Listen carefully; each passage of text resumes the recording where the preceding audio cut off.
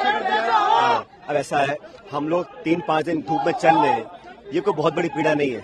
आप उस नौजवान की पीड़ा को समझो जो 1.5-2 साल मेहनत करे, जिसके माँ बाप उसके कोचिंग ट्यूशन के लिए पैसा इकट्ठा करें, किताब खरीदें, किराए के हॉस्टल में वो रहे, खाना पीना खर्च करे, 2 साल तैयारी के बाद वो पेपर लिखने जाए, पेपर लीक हो जाए और कैंसिल हो जाए, तो वो बेचारा बच्चा है, बच्ची ओवरेज हो जाए, उनके घर वालों पे क्या बीतती होगी। और जो पेपर लीक होता है ये करप्शन की वजह से लीक होता है ना।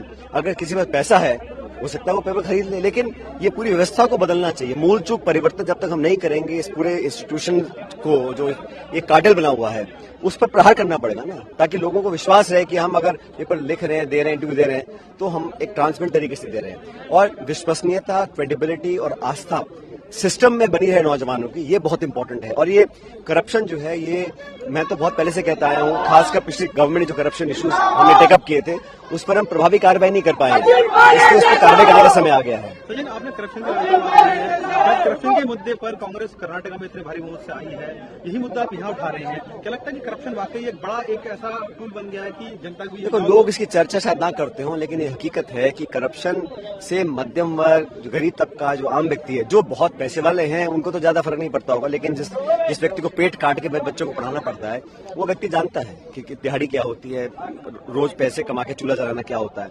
तो उन लोगों को करप्शन सबसे ज्यादा प्रभावित उनको करती है, इम्पैक्ट करती है। और कर्नाटक में हमने जो आरोप लगाया था बीजेपी सरकार के ऊपर, 40% कमीशन सरकार, भ्रष्ट सरकार, वो आरोप कहीं ना कहीं सच लोगों ने माना, इसलिए कांग्रेस को भारी बहुमत दिया है। तो हमको जो विश्वास जनता का प्राप्त हुआ है वो हमारे जो करप्शन के एलिगेशंस थे और हमारी 5 गारंटीज थी उसको देखकर जनता ने दिया। अब हम जब सरकार बना रहे हैं तो हम लोगों को तो कार्रवाई करनी पड़ेगी ना, बोम्बई सरकार के जो करप्शन इश्यूज थे उनको टेकअप करेंगे।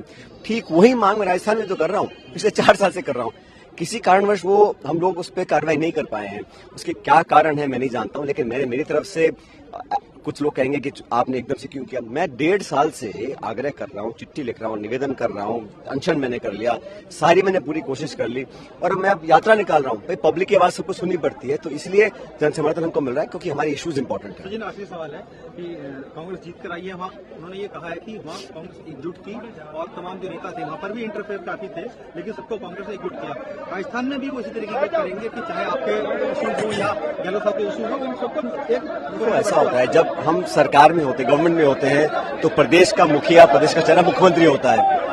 2018 में हम विपक्ष में थे, मैं प्रदेश का अध्यक्ष था, तो मेरी जिम्मेदारी थी, मैं सबके पास गया, मैंने हाथ जोड़ के निवेदन किया, छोटे बड़ों को मनाया, नेताओं को, क्योंकि मैं उस वक्त पार्टी का अध्यक्ष था, मेरी जिम्मेदारी थी। सबको साथ लेकर लड़े और हम सरकार बना गए। हमारे पास 21 विधायक थे 2013 में, 5 साल तक सबको साथ लेकर चले, तभी तो हम कामयाब हो सके। अब जब सरकार बन जाती है तो प्रदेश का मुखिया चेहरा मुख्यमंत्री जी होते हैं हमेशा, तो मुझे लगता है हमें साथ मिलने करने की कार्रवाई करने की जरूरत है। वही एक तरीका है आगे ये परंपरा को तोड़ने का, 5 साल बीजेपी, 5 साल कांग्रेस। लेकिन जो इश्यूज हैं, जो हमने अपने मुंह से वादे किए लोगों को, मैंने भी किए, गहलोत साहब ने भी किए, वसुंधरा जी पे आरोप लगाए ना हमने, खान घोटाला, बजरी घोटाला, लैंड घोटाला, शराब माफिया, सदन के अंदर लगाए हैं, हर पब्लिक मीटिंग में लगाए, प्रेस कॉन्फ्रेंस में लगाए। अब 4.5 साल बाद हम कार्रवाई नहीं करेंगे तो जनता के बाद जब वोट लेने जाएंगे क्या बोलेंगे हम? तो मेरा तो बड़ा सिंपल सा निवेदन है, मैंने कभी किसी के खिलाफ कुछ नहीं बोला, मैंने कभी किसी को गाली नहीं दी, कभी आरोप नहीं लगाया, कभी अपशब्द का प्रयोग नहीं किया, संयम और सीमित भाषा में हर एक का इशू को रखा है। तो ये तो काफी एलिगेशन लगे हैं सर। वो तो क्यों लग रहे हैं आप समझो ना, मैं इशू उठा रहा हूँ करप्शन का, मैं इशू उठा रहा हूँ पेपर लीक का, 3 साल तक नहीं लगा किसी ने भी। तो एलिगेशन लगाना बड़ा आसान बात है ना, क्योंकि मैं एलिगेशन लगा सकता हूँ आपके ऊपर, आप 5,000 करोड़ रुपए खा गए, उसका तो कोई तर्क नहीं है। एलिगेशन लगाने में कोई खर्च किसी का होता नहीं, लेकिन एलिगेशन लोग देखते हैं आपके एक्शंस क्या हैं। और 25 साल से इस प्रदेश में जो हो रहा हम सब देख रहे हैं, 5 साल बीजेपी, 5 साल कांग्रेस, ऐसा क्यों? तो लोगों में हमारे विरोधी भ्रम फैला सकते हैं कि हो सकता है कुछ अंडरस्टैंडिंग हो। अगर हमको वोट लेना है जनता का दोबारा से, तो हमको प्रूव करना पड़ेगा कि हमारी अंडरस्टैंडिंग नहीं है। मैंने कभी ऐसा कहा ही नहीं है। अब लोग बेवजह सफाई दे रहे हैं, उसका तो मैं क्या कर सकता हूँ? आप मानते हैं अंडरस्टैंडिंग पूरी तरीके से सरकार के साथ? मैं तो समझता हूँ हमारे इश्यूज इंपॉर्टेंट है और पब्लिक की आवाज को सबको सुनना चाहिए। धन्यवाद।